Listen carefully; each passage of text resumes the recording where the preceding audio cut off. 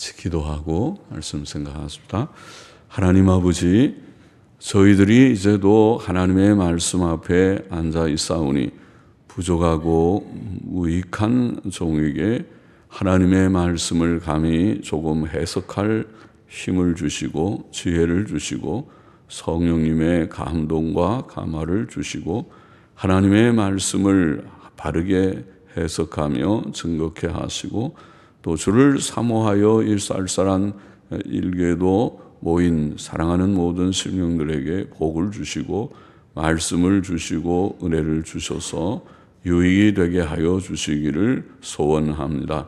하나님의 말씀은 우리에게 생명과 풍성한 생명이 되며 은혜와 복이 되고 유익이 됨을 믿사오니 주님께서 늘 말씀하여 주시고 그 말씀의 은혜 안에서 힘을 얻게 하여 주옵소서. 감사하며 성령님 우리 가운데 계셔서 일하시고 말씀케 하시고 말씀을 듣게 하여 주옵소서. 예수님의 이름으로 감사하며 기도하옵나이다. 아멘. 미가 5장 말씀 좀 생각해 보십시다. 1절부터 몇 절 보십시다. 딸 군대여 너는 떼를 모을지어다. 그들이 우리를 애워쌌으니 막대기로 이스라엘 재판자의 뺨을 치리로다. 베들레헴 에브라다야 너는 유다 족속 중에 작을지라도 이스라엘을 다스릴 자가 내게서 내게로 나올 것이라. 그의 근본은 상고의 태초의 니라. 그러므로 임산한 여인이 해산하기까지 그들을 붙여 주시겠고 그 후에는 그 형제 남은 자가 이스라엘 자손에게로 돌아오리니. 자, 1절에 딸 군대여 너는 떼를 모을지어다. 그들이 우리를 에워쌌으니 막대기로 이스라엘 재판자의 뺨을 치리로다. 원어 성경을 보니까 1절은 4장에다가 붙여 있더군요. 4장에 있고 5장은 원문 성경 히브리어 성경은 2절부터 5장으로 장박할 장 구분이 좀 다른데 그것은 1절의 내용 딸 군대여 너는 떼를 모을지어다 하는 이 딸 군대 또 떼라는 말은 이방 군대 아수르 군대나 바벨론 군대를 가르쳤다고 보기 때문인 것 같고 우리 5장 이렇게 구분을 해도 역시 그 뜻은 그 뜻일 것이라고 봅니다. 이스라엘을 침공하는 그 이방 나라들의 군대들 그들이 우리를 에워쌌으나 막대기로 에워쌌으니 막대기로 이스라엘 재판자의 뺨을 치리로다. 자, 이스라엘 나라는 메시아로 말미암아 회복될 것입니다. 그러나 이스라엘이 이방 나라들의 군대들의 침입으로 포위당하고 이스라엘의 통치자가 수욕을 당할 것입니다. 그것이 먼저 있을 것입니다. 이스라엘의 멸망의 사건이 먼저 있고 그 후에 메시아의 오시는 일, 메시아로 말미암은 이스라엘의 회복의 일이 있을 것입니다. 자, 이 수욕을 당했지만은 메시아께서 나타나실 것이다. 그래서 베들레헴 에브라다야 너는 유다 족속 중에 작을지라도 이스라엘을 다스릴 자가 내게서 내게로 나올 것이라. 이스라엘을 다스릴 자는 메시아를 가리켰다고 보입니다. 자, 이스라엘을 다스릴 자 곧 메시아께서 나실 장소는 베들레헴 에브라다라고 되어 있습니다. 유다 베들레헴입니다. 베들레헴 에브라다라는 유다에 있는 베들레헴이라는 동네입니다. 그것은 비록 유다 족속 중에서는 작은 마을일지라도 메시아께서 거기서 탄생하실 것이다. 그렇게 예언되었습니다. 과연 예수 그리스도께서는 우리가 잘 아는 대로 유대 베들레헴에서 나셨습니다. 마태복음 2장에 나와 있는 말씀이죠.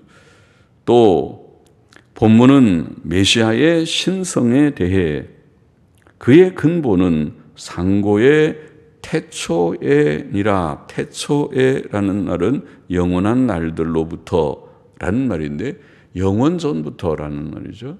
그것이 태초가 물론 태초는 시간의 시초를 가리키는 말이지만은 그러나 그것은 사실 영원이라는 말입니다. 시간의 어떤 시작에 그분이 비로소 존재가 시작되었다기보다 시간의 시작 때에 이미 존재하고 계신 분이시기 때문에, 그래서 요한복음 1장 1절의 말씀이고 창세기 1장 1절에도 말씀이죠. 태초에 하나님이 천지를 창조하시니라. 그러면 천지를 창조하신 하나님은 태초 이전부터 계신 분이라는 말입니다. 태초는 시간의 처음인데, 그렇죠? 또 요한복음 1장 1절에도 태초에 말씀이 계시니라. 이 말씀이 하나님과 함께 계시니 이 말씀은 곧 하나님이시니라. 태초에 말씀이 계시니라. 우리는 그렇게 돼 있고, 원문에는 태초에 말씀이 계셨더라. 계셨다는 게 미완료 과거라고 하는데 옛날부터 쭉 계셔왔다가 태초에도 계시고 있었다, 그런 뜻입니다. 그러면은 말씀은 태초에 비로소 있다는 것이 아니라 태초에 이미 말씀이 계셨다, 그 전부터. 그건 영원을 말하는 것입니다. 시간의 시작 이전은 영원밖에 없죠. 영원이라는 표현이죠. 여기에 지금 메시아의 근본은, 그의 근본은 상고에, 오래전에, 또 태초에라는 말은 영원한 날들로부터, 영원때로부터. 영원이라고 하는 것은 시간의 개념을 넘어서는 거죠. 그래서 그 영원 때부터, 신성을 말하는 것입니다. 하나님만 영원하십니다. 모든 피조물은 영원하지 않습니다. 피조물은 다 시작이 있습니다. 우리는 창조된 시작이 물론 인류의 창조, 첫사람의 창조된 시점이 있을 뿐만 아니라 우리 모두는 다 생일이 있습니다. 몇 년 출생, 몇 년 사망, 출생과 사망이 있는 유한한 존재입니다. 메시아는 신성의 존재다, 신적인 존재다, 신성을 가진 자다, 그의 근본은 영원이다, 그렇게 예언했습니다. 그것은 이사야 9장 6절의 말씀하고도 비슷하죠. 우리에게서 한 아기가 나는데 그의 이름은 기묘라 모사라 전능하신 하나님이라 영존하시는 아버지라. 메시아를, 한 아기로 출생한 메시아를 표현하기를 전능하신 하나님, 영존하시는 아버지, 그것은 신이라는 말이죠. 그러면 예수님은 사람으로 분명히 출생하셨지만은 그러나 그의 근본은 영원이다.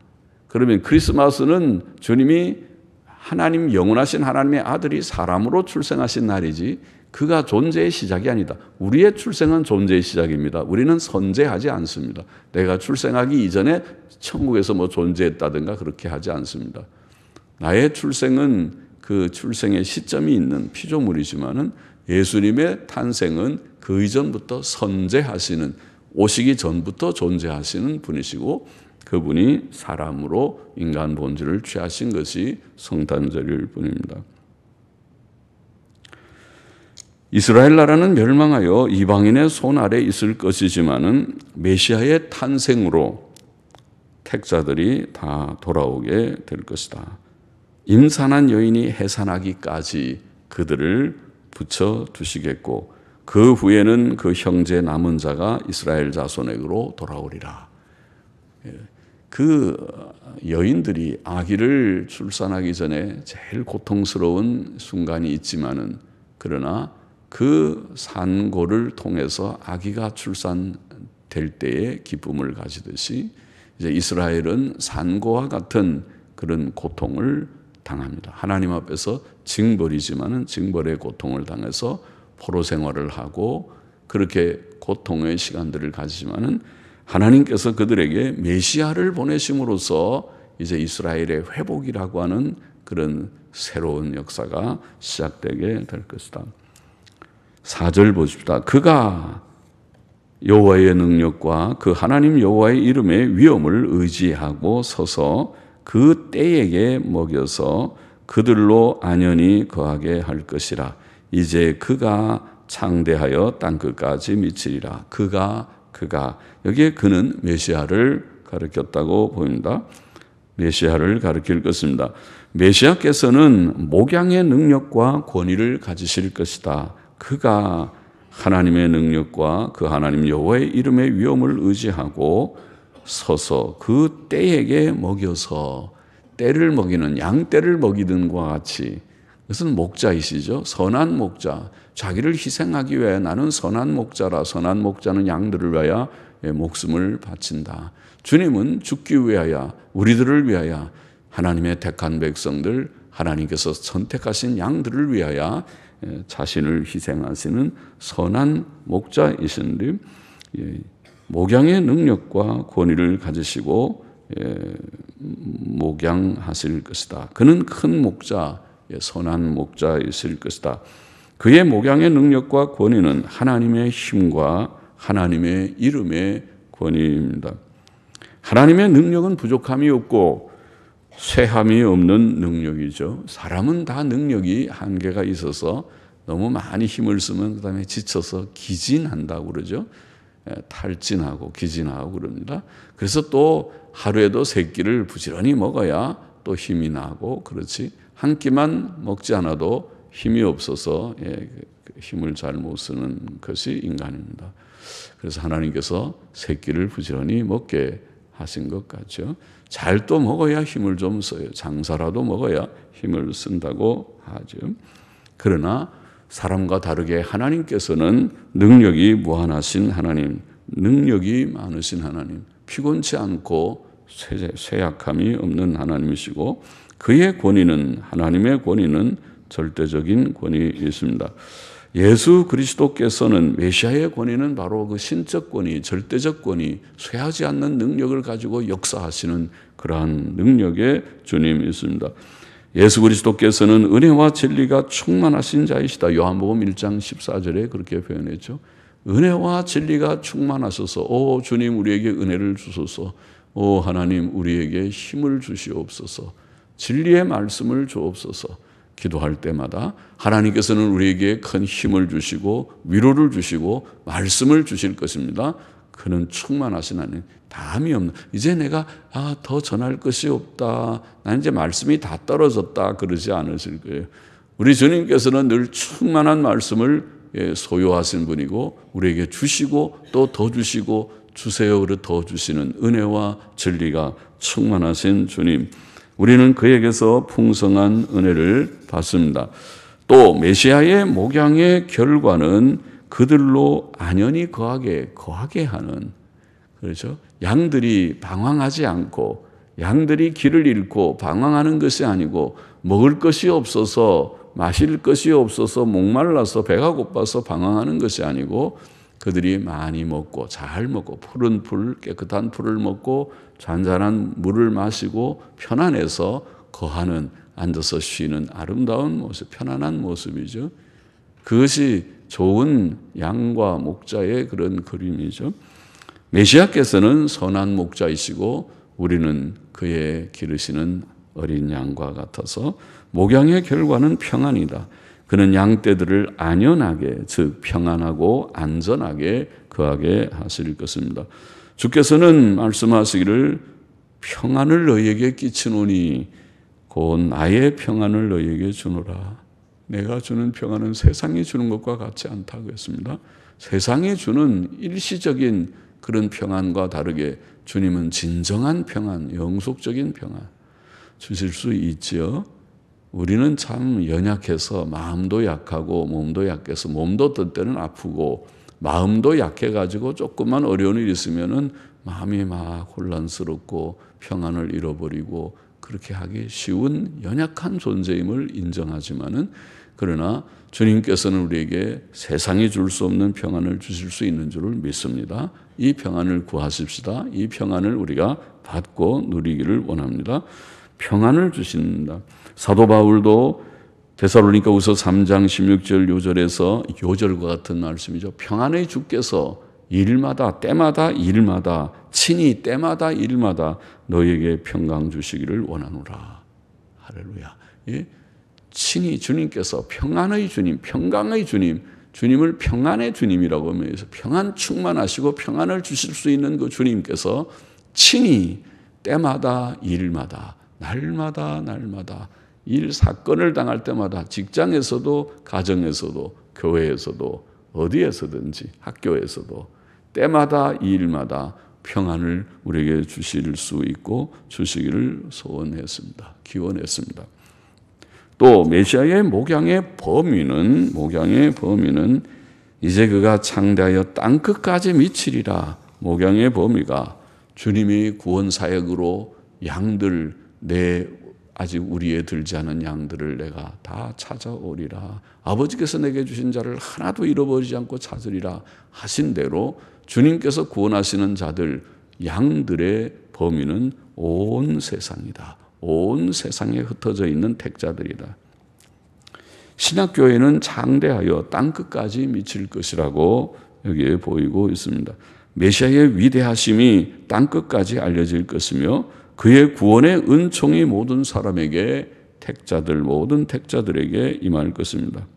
그의 이름으로 말미암아 죄 사함을 얻게 하는 회개와 구원이 예루살렘으로부터 시작해서 모든 족속에게 전파될 것이다. 누가복음 24장 끝에 보면 주님이 그렇게 표현했죠.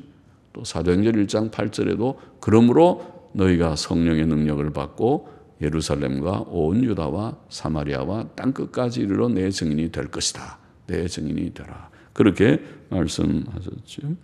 5절 오늘 본문 보십시다. 이 사람은 우리의 평강이 될 것이라. 메시아를 평안의 주님, 평안을 주시는 주님으로 묘사합니다. 이 사람은 우리의 평강이 될 것이라. 아수르 사람이 우리 땅에 들어와서 우리 궁들을 밟을 때에는 우리가 7 목자와 8 군왕을 일으켜 그를 치리니. 이미 미가 시대의 북방은 멸망했다고 보입니다. 북방은 멸망했습니다. 아수르 군대가 와서 이스라엘 땅을 다 정복해 버렸습니다.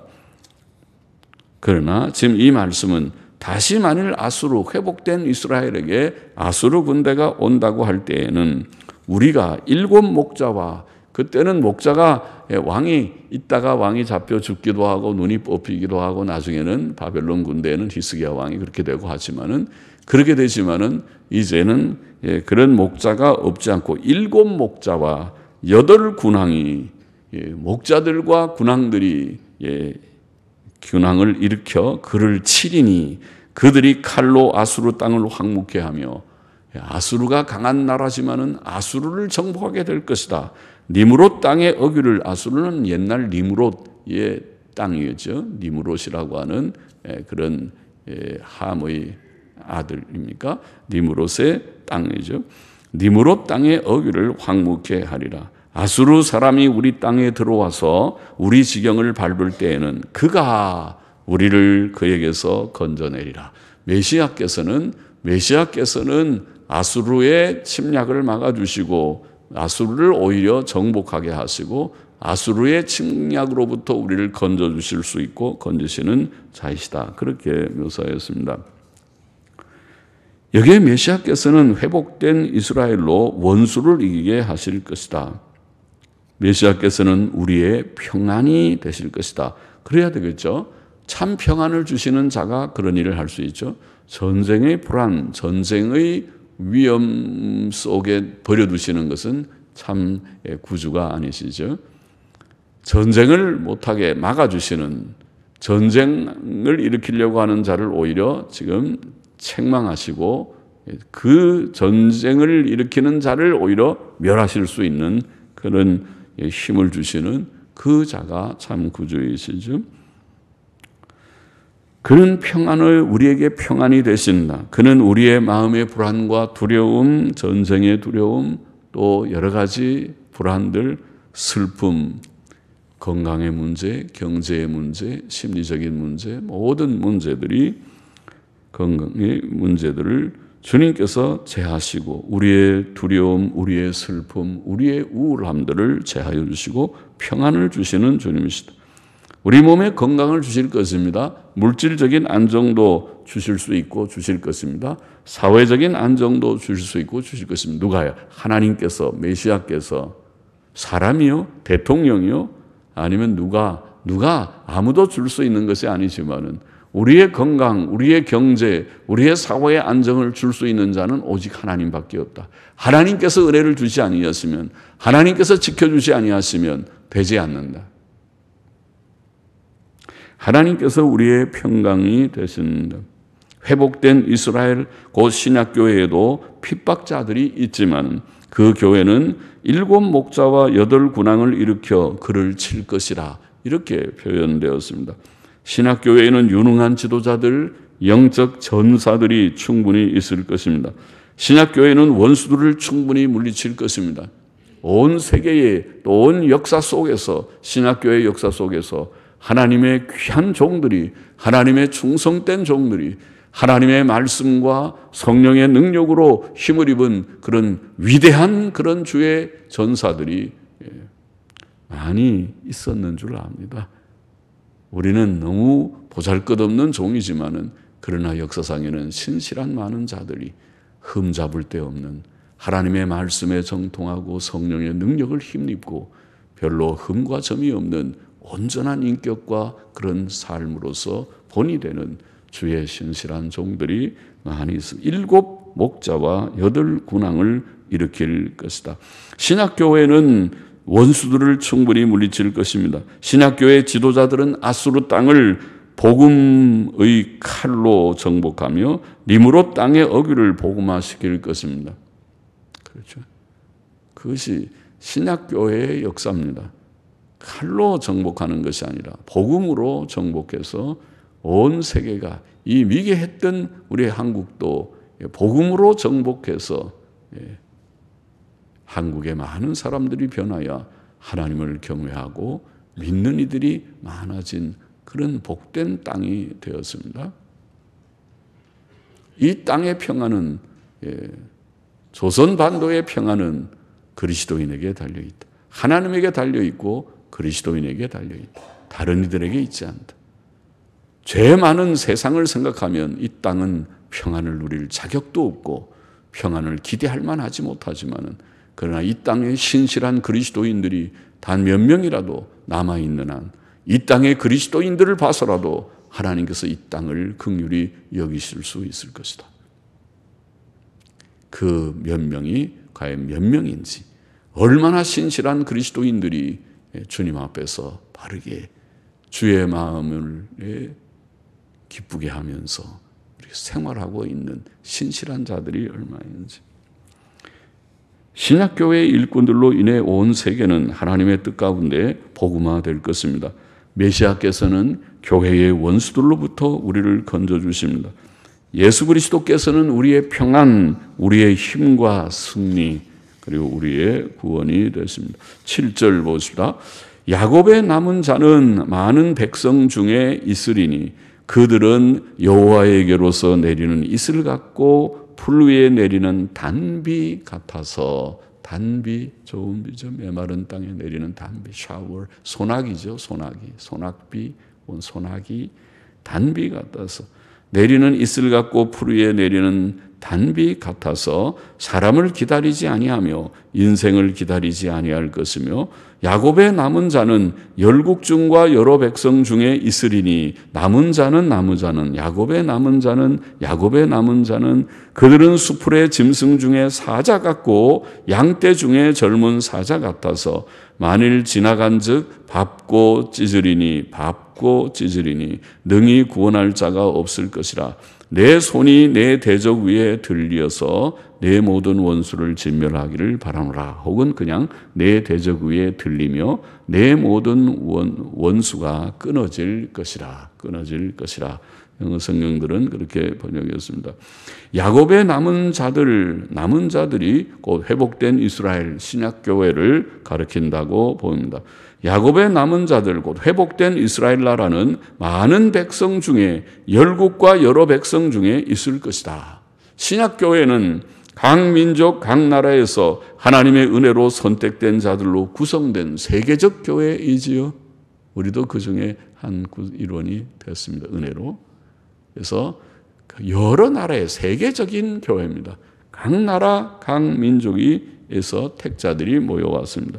요한계시록 7장 9절에 보면 각 나라와 족속과 백성과 방언에서 아무라도 능히 셀 수 없는 큰 무리가 흰옷을 입고 손에 종려가지를 들고 보좌 앞과 어린 양 앞에 서서 찬송한다. 그런 내용이 있죠. 그 세계적 교회 속에 우리도 속하게 된 것을 기쁘게 생각해야 하겠습니다. 또 야곱의 남은 자들 곧 회복된 이스라엘 나라는 여호와에게로서 내리는 이슬 같고 풀 위에 내리는 단비 같아서 사람을 기다리지 아니하며 인생을 기다리지 아니할 것이라. 그렇게 되어 있습니다. 이슬과 단비는 나무와 풀들에게 유익을 줍니다. 교회는 세상에 구원의 복을 전하는 도구가 됩니다. 그 이슬과 단비는 하나님께로부터 내립니다. 신약교회의 건립과 확장, 그 죄인들의 구원 사역은 하나님께서 행하시는 것입니다. 신약교회는 수풀의 사자같이, 양떼 중의 사자같이 힘있고 용맹스러울 것이다. 다 약하게 보이지만은, 양들이 다 약하게 보이지만은, 그러나 강한 사자같이, 용맹스러운 사자같이 힘있고 용맹스럽게 원수들과 싸워 이길 것이다. 신약시대에도 많은 영적인 전쟁이 있죠. 원수들이 사탄과 악령들과 악한 세력들이 많이 있지만은, 그러나 교회는 거기에 대해서 실패치 않고 승리할 것이다. 세상이 감당할 수 없는, 세상을 무시해버리는, 이 세상이 그들에게는 가치가 없는, 세상은 찬란하게 보이고 세상 사람들은 그것을 크게 여기지만은 신자들에게는 그것이 전혀 크지 않는, 그 가치는 전혀 무가치하게 보이는 세상을 무시해버리는 그런 신자들이 세상을 이기고 한다고 표현할 수, 세상을 이기는 자들입니다. 세상이 감당할 수 없는 자들입니다. 세상을 무가치하게 여기는 자들입니다. 그들이 큰 환난을 통과하며 승리하면서 종려가지를 흔들며 승리의 찬송을 부르게 될 것입니다. 10절 보십시다. 여호와께서 가라사대 그날에 이르러는 내가 너의 말을 너희 중에서 멸절하며 너의 말을 너의 말을 너희 중에서 멸절하며 너의 병거를 회파하며 너의 땅의 성읍들을 멸하며 너의 모든 견고한 성을 무너뜨릴 것이며 내가 또 복수를 너희 손에서 끊으리니 내게 다시는 점장이 혹은 점쟁이가 없게 될 것이며 내가 너의 새긴 우상과 주상을 너희 중에서 멸절하리니 네가 내 손으로 만든 것을 다시는 섬기지 아니하리라. 내가 또 너의 아세라 목상을 너희 중에서 빼어버리고 너의 성읍들을 멸할 것이며 내가 또 진노와 분한으로 청종치 아니한 나라에 갚으리라 하셨느니라. 이스라엘 회복 시대의 한 특징, 중요한 한 특징은 말과 병거가 없어지는 것이다. 말과 병거는 전쟁 무기죠. 오늘날로 말하면은 탱크와 미사일과 또 전투기와 그런 것이겠죠. 그런 것들이 더 이상 필요 없다. 전투기는 필요 없다. 수송기만 필요하지. 사람들이 이렇게 날르는 비행기들은 필요하지만은 폭격하고 남을 공격하고 하는 전투기, 더 이상 스텔스 F-35는 필요 없다. 그런 걸. 또 유명한 그런 B-50이나 무슨 F-20이나 그런 전투기들은 필요 없다. 전쟁 무기들, 미사일, 핵미사일, ICBM 그런 거 다 필요 없다. 하나님께서는 그 날에 전쟁 무기를 없앨 것이다. 전쟁이 없을 것이니까. 또 하나님께서는 성읍들과 모든 견고한 성들, 곧 방어기지들이죠. 방어기지들, 방공망들, 방어기지들, 레이더 기지들, 우리나라의 대구나 서산에 있는 방공포 사령부들 다 필요 없을 것이다.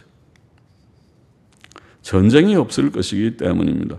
이스라엘 나라의 회복의 시대는 전쟁이 없고 오직 평안만 가득할 것이니까 참 좋습니다. 천국은 좋습니다. 천국을 그리워합니다. 세상은 전쟁터입니다. 세상은 전쟁터입니다. 회복시대의 다른 한 특징, 또 내가 하나님께서 메시아께서 회복시키는데 전쟁을 다 없앨 것이다. 전쟁을 없애고 또 내가 또 하나의 특징은 참된 경건의 회복입니다. 하나님께서는 이스라엘 가운데서 잘못된 종교 사상과 행위들, 미신들, 우상들을 다 제거하실 것이다. 우상의 도시들도 다 파괴될 것입니다. 모든 사람들은 여호와 하나님만 섬기게 될 것이다. 그렇게 말하고 있죠. 말씀하고 있죠. 회복의 시대에는 하나님께 순종치 않는 나라들을 맨 끝에 보면 내가 또 진노와 분한으로 청종치 아니한 나라에 갚으리라. 불순종하는 자들은 거기에 적정한 합당한 벌을 받게 될 것입니다. 불경건하고 부도덕한 나라들, 우상 숭배하고 부도덕한 모든 나라들, 계명을 지키지 않는 하나님의 뜻을 저버리고 자행자지하는 자들은 거기에 상응하는 벌을 받을 것이지만은, 그러나 회복된 새 세계는, 회복된 이스라엘 세계는 더 이상 우상이 없고 불경건이 없고 부도덕한 일이 없는 사랑이, 그 세계가 참 좋잖아요. 원래 에덴 동산이 죄가 없는 하나님을 경외하고 하나님의 법도대로 서로 사랑하고 깨끗하게 사랑하고 사는, 그것이 좋지 않습니까? 그것이 천국이고, 예수님 믿는 사람들의 가정과 교회에서 조금 불완전하지만 여전히 그러다가 또 실수도 하고 또 티각티각 싸우는 가다가 또 미안해 언니야, 미안해 동생, 미안해 형, 미안해 그러고 또 화해하고 그러면서 훈련돼 나가는, 마치 아이들이 집안에서 서로 다투면서 자라듯이. 그렇죠. 예수님 믿고 구원 얻은 사람도 연약이 있어서 또 금방 화를 냈다가도 이렇게 하면 안 되지, 자기를 자제하고, 또 우선 잘못된 말, 남을 좀 상처 주는 말을 했다가 아이고 내가 잘못했다, 요게 문제야, 요게 문제야, 그러고 또 회개하고 고치고 가서 사과하고, 그러면서 자꾸 조금씩 더디지만은 성화가 이루어진다고 하죠. 우리의 생각이 미흡하고 판단이 미흡하고 말이 부족하고 행실이 부족하고 실수 연발이고 실수투성인 우리들이지만은, 그러나 구원받은 자는 다릅니다. 구원받은 자는 깨닫고 조금씩 깨달음도 있고 조금씩 변해서 주의 형상을 더디지만 이루어가고, 그러나 불순종하는 자들, 여전히 우상 숭배하고 부도덕한 일을 그들의 삶의 마치 규칙인 것처럼 그렇게 살아가는 자들은 하나님께서 내가 진노와 분한으로 갚으리라. 불경건한 세상, 부도덕한 세상은 망할 것입니다. 그러나 회복된 이스라엘은 더 이상 그런 것이 없이 참된 경건과 도덕성의 회복이 있을 것입니다. 본장의 교훈을 정리해 보십시다. 첫째로, 우리는 하나님께서 주신 우리의 크신 구주와 주 예수 그리스도를 감사해야 하겠습니다. 예수께서는 영원한 신적 구주이시다. 그의 근본은 상고의 태초엔이라, 영원 전부니라. 신적인 구주이시라는 말이죠. 예수 그리스도께서는 하나님의 능력과 권위로 죄인들을 구원하시고 목양하십니다. 목자이십니다. 선한 목자, 유능한 목자이십니다. 인간 목사들은 시원치 않지만은, 그러나 주님은 우리의 선한 목자가 되시고 우리에게 늘 풍성한 것으로, 풍성한 능력과 진리와 은혜로 공급하여 주시고, 목사들에게도 공급하여 주시고 또 성도들에게도 공급하여 주시고, 강단을 통해서 공급하여 주시고 설교를 통해서 공급하여 주신 줄을 믿습니다.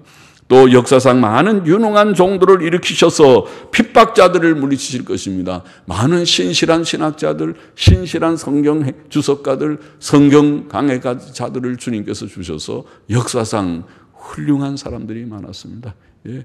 제가 간혹 인용하는 매튜 풀 1600년대 중반쯤에 쓴 그런 주석책이지만 아직까지도 읽혀지고, 제 책상에도 세 권 깨알 같은 큰 책으로 되어 있는 세 권을 꽂아놓고 간혹 궁금할 때는 그분은 뭐라고 주석했는가. 유명한 스폴전 설교자는 매튜 헨리의 주석을 몇 번 읽고 세 번째가 몇 번째는 무릎을 꿇고 그것을 읽었다. 그런 일화가 있는 훌륭한 주석가들이 아직도 매튜 헨리의 주석, 19세기에 쓰여진 주석이지만 읽히고 있습니다.